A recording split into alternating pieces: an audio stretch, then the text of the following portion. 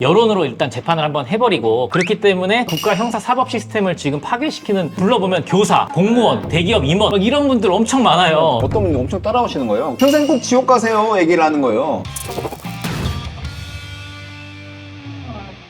변호사님들 요즘에 논란 엄청나게 많이 일어나고 있잖아요. 대표적으로 아시는 논란 어떤 게 있으세요? 가장 최근에 논란은 뭐 김호중 씨, 또 강영욱 훈련사, 이 두 분이 가장 최근에 이슈되는 논란 같습니다. 그런 거 좀 대처 많이 해주셨었잖아요. 그런 거에 대해서 좀 어떻게 대처를 하는지 설명 해주실 수 있을까요? 저희 같은 경우 스포츠 선수들, 뭐 연예인들 그분들의 사고가 터지거나 오해를 받거나 했을 때 그런 대처를 많이 하는데요. 방금 말씀드린 것처럼 지금 이 두 가지 사안이 있잖아요. 김호중 씨와 지금 강영욱, 이 두 대처가 사실 너무나 방식이 다르잖아요. 한쪽은 저희가 봤을 때는 완벽하게 잘못된 대처로 작은 것을 엄청나게 크게 키운 케이스고, 한쪽은 정말 철저하고 냉정하게, 그리고 그 어느 정도 감성도 포함되어 있어서 지금간의 오해를 최대한 부식시키고 있잖아요. 그래서 어떻게 대처하는지에 따라서 완벽하게 지금 상황이 달라지는 것 같거든요. 근데 공통점은 하나 있는 것 같습니다. 공통점은 일단 곧바로 뭐가 입장이 나온 게 아니라 조금 시간이 지나서 어느 정도 정제된 입장을 둘 다 내보내려고 노력을 했던 거는 공통점인데, 그게 방식이 완전히 달랐던 거죠. 고인들은 바로 대응하지 않고 턱을 두고 단순히 이제 공인이라고 해서 바로 입장을 표명해버리면 그게 나중에 나한테 족쇄가 되는 법률적인 장애물이 될 수도 있는 거거든요. 그렇기 때문에 법률 전문가, 특히 변호사의 조언을 얻고 모든 입장이 나올 수밖에 없는 겁니다. 요즘 대중들이 엄청 똑똑하잖아요. 정말 이제 많은 유튜버, 많은 언론들에서 정말 많이 다루기 때문에 말 한 번 잘못하게 되면 분석이 된단 말이에요. 그러니까 이제 점점 더 신중하게 약간 말을 아끼는 경향이긴 합니다. 그러면 법적으로 이렇게 얽히지 않아도 변호사님들한테 자문을 구하거나 상담을 하는 경우가 많으세요? 그럼요. 법적으로 얽힐 수 있는 가능성이 있으면 상담을 하는 경우들이 저희가 많이 있죠. 해당 사안에 대해서 연예인분들 혹은 축구선수분, 뭐 야구선수분들이 공식적인 입장문을 내야 될 때 정말 이거 아다르고 어다르거든요. 모든 사건은 O랑 X가 아니에요. 늘 세모거든요. 중간이 껴있기 때문에, 그래서 변호사를 통해서 그나마 가장 두리뭉실하면서도 가장 현명하게 그렇게 약간 입장을 내려고 하시죠. 최근에 그 하이브 어도어 사태에서 민희진 대표도 곧바로 입장을 낸 게 아니라 세종 변호사님들이랑 같이 기자회견장에 나왔잖아요. 거기 나와 있는 언어라든지 이런 것들은 다 정제된 언어들이 활용이 된 거는 맞습니다. 변호사 한 명한테만 찾아가나요? 여러 군데 상담을 받아요 주로? 대부분 연예인분들은 보통 한 분, 제일 믿는 사람한테 찾아가요. 왜 그러냐면 일단은 첫 번째는 자기에 대해서 잘 알고 있기 때문에 너무 길어지면 안 되잖아요. 최근에도 강영욱 씨도 뭐 너무 길어지면 뭐 중립기업 뭐 헐거진다, 뭐 언론에서 그런 식으로 얘기했었는데, 너무 길어지면 안 되니까 그래도 나랑 친분 관계가 있는 사람한테 하기도 하고, 여러 군데를 돌아다녀요. 예를 들어서 아무리도 변호사가 비밀 유지 의무가 있지만 직원들도 있잖아요. 직원들이 야 누구 지금 연예인 우리 사무실 왔어? 걔 그랬나 봐. 또 여기서도 소문이 나고, 이렇게 워낙 사람이 말을 만들어내니까요. 두세 군데 돌아다녀도 한 10군데 돌아다니는데, 그런 식으로 점점 말이 와전이 되니까 한두 사람한테만 가는 경향이 있는 것 같습니다. 상담을 받으면 그다음 변호사가 뭐라고 말을 해줘요?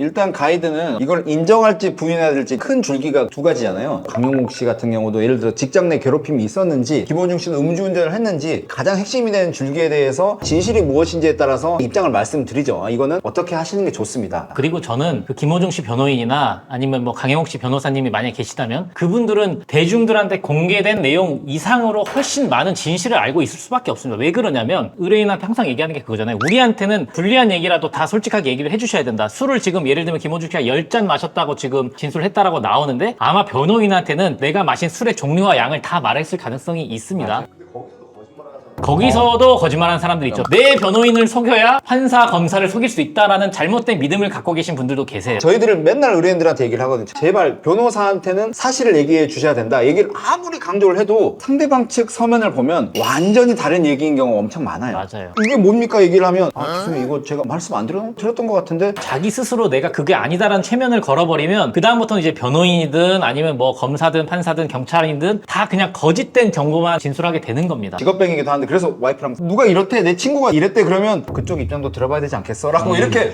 사실 되거든요. 예전에는 들으면 진짜 그 미친놈이네? 화면을 보면 야 저 미친 상대방 답변서를 보면 우리 의뢰인이 사람도 아닌 거예요. 이런 케이스가 너무 많아요. 이제는 저희들은 강용욱 씨 터질 때도 이거는 상대방 측 얘기도 무조건 들어봐야 되지, 일단 그런 생각이 좀 강해지는 것 같아요. 국민들도 이제 이런 학습 효과가 사실 많다 보니까, 강영욱 씨 사건만 하더라도 이거 중립기호 받고 보자 기다렸던 분들 굉장히 많아요. 맞아. 실제로 이제는 뭐 메이저 언론사에서 뭐 보도를 한다라고 해도 그것만 사람들이 믿지는 않습니다. 그 해명 영상을 보면서 좀 인상이 깊었던 게 PD가 혼내듯이 느낀 연출이 있었거든요. 네네네.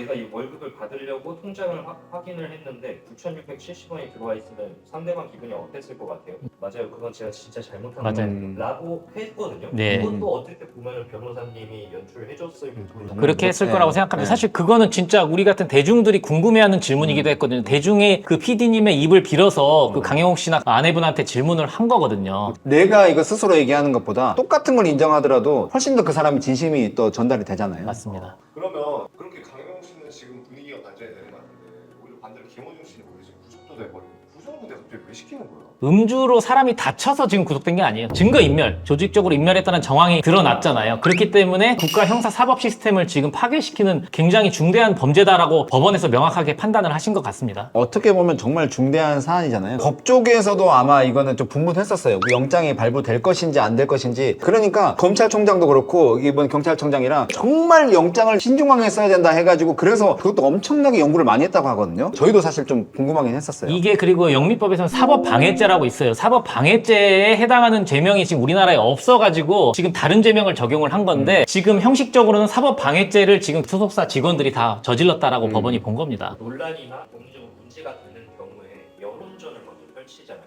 이런 유명인들이 여론전을 펼치는 이유가 여론의 인식이 사법부에도 영향을 미치는 경우가 있나요? 그게 사실 가장 뜨거운 영역이긴 한데요. 사법부는 엄격하게 독립이 돼 있고 사실 사법부는 그 여론에 의해서 영장을 발부하지 않을 사건을 발부하거나 발부해야 될 사건을 기각하거나 그렇게 하지는 않습니다. 다만 판사도 사람인지라 국민의 대다수가 뭐 한 90% 이상이 이게 문제가 있다라고 생각하는 거면 한 번쯤은 더 참고를 할 수 있는 여지는 있다라고 생각을 합니다. 판사도 자기 기사 찾아보는 분들 많거든요. 그렇기 때문에 신경을 안 쓸 수가 없긴 하죠. 그리고 뭐 이거는 사석에서 저희 동기 판사들 뭐 선후배들 만나서 얘기 들어보면 뉴스에서 막 나오고 하면 엄청 신경 쓴다 하더라고요. 그래서 그게 영향이 없다라고 볼 수는 없습니다. 검사가 구형한 것보다 훨씬 더 많이 선고를 해줬다 그러면 정의로운 판사님처럼 이렇게 사람들이 칭찬을 하고 유명한 사람들에게 좀 집행유예가 나오거나 좀 약하게 나왔다 그러면 그 판사님한테 막 돈을 먹었냐 뭐냐 악플이 달리는 경우도 많기 때문에 여론을 신경을 아예 안 쓰기는 좀 어려울 것 같습니다. 그래서 요즘 우리나라는 형법, 뭐 민법 이런 걸 뛰어넘는 국민정서법이라는 게 하나 생겨버렸잖아요. 그래서 국민이 여론으로 일단 재판을 한번 해버리고 굉장히 큰 영향을 미치게 되죠. 특히 유명인의 경우에는 더 그렇습니다. 유명인들 케이스들을 몇 개를 보면서 느끼는 게 예전과 PD님들도 다른 것 좀 느끼지 않나요? 예전에는 예를 들면 기자들 쫙 모아놓고 플래시 막 터뜨리는 그런 기자회견 방식을 취하면서 내 해명문을 발표했다라고 하면 뭐 예를 들면 민희진 씨 같은 경우는 막 그 기자회견 방식도 좀 특이했고 막 강용욱 씨 같은 경우는 본인의 유튜브 채널 지금 조회수가 몇백만에 나왔어요. 그게 파급 효과가 엄청나게 크잖아요. 오히려 더 진정성 있게